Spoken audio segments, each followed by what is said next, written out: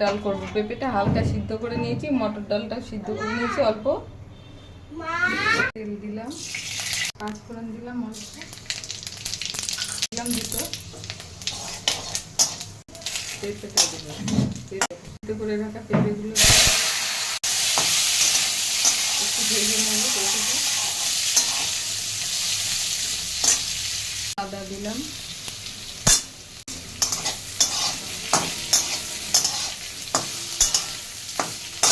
লবণ দিলাম, হলুদ দিলাম, একটু চিনি দিলাম, একটু জল দিলাম, দিয়ে কষিয়ে নেব।